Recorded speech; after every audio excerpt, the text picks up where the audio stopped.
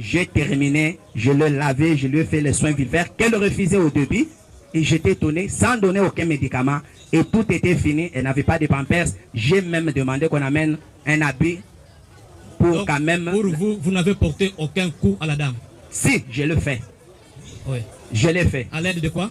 À l'aide de mes mains et les pinces s'esquivaient mais pas donner parce que je sais que les pinces c'est pas un instrument avec lequel on peut taper. Si vous visualisez ce qui se passe, je suis en train de grimacer mais pas taper si vous êtes vraiment très éveillé. Vous avez donné des coups. Saviez-vous que ces coups pouvaient porter des douleurs ou des traumatismes? Ça ne le pouvait pas parce que je sais avec quelle, qu'est-ce que je dirais, intensité. Je sais quand je vais faire mal, quelle intensité utiliser, et quand je vais faire peur, quelle intensité utiliser. C'est que je voulais faire. Attendez, vous avez donné des coups, mais avec l'intention, c'était avec quelle intention, avec ces coups que vous avez donné?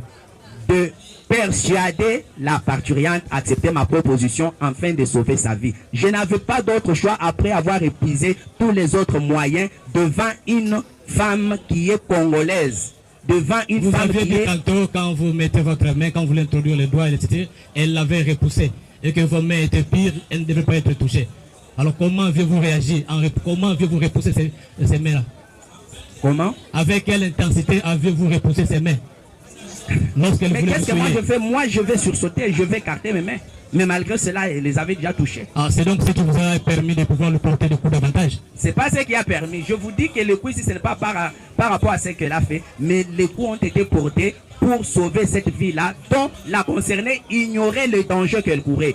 Je ne sais pas. Ne reconnaissez-vous pas que votre comportement a davantage traumatisé la victime? Je ne pense pas. Si ça l'aurait traumatisé, elle ne se serait pas en sortie indemne après qu'elle m'ait permis de travailler. Et je suis resté avec elle jusqu'au matin. Et le matin, je me suis vu avec elle, je lui ai dit, tu vois ce que tu courais si on n'avait pas intervenu. Là, dit docteur, pardon. Reconnaissez-vous que ces faits ont été filmés? Voilà, c'était filmé. Et pourquoi c'était filmé? Je ne sais pas si c'est la question qui proviendrait de votre part. Oui, mais c'est avec quel téléphone qui a autorisé que... Voilà. J'étais déjà devant un dilemme où les moyens concourus pour aider avaient échoué. Et que en cas de décès maternel, je comparaîtrai. Avec quelle preuve devant mes chefs, mon staff médical, le matin, devrais-je prouver que les faits ont été tels que nous les narrons? Vous parlez de votre staff. Est-ce que lorsque vous dites que la victime ne collaborait pas, la couchée ne collaborait pas, aviez-vous informé votre hiérarchie? Quand le médecin fait la garde, il est le numéro 1 de l'hôpital.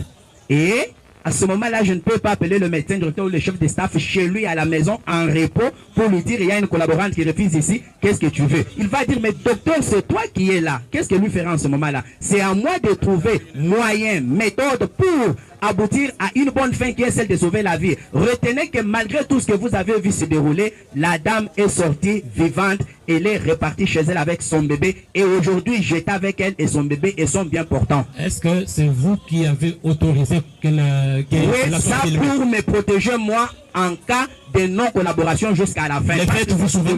Arriver. Les faites-vous souvent? Non. Ça c'était la première fois? Bien sûr, c'est un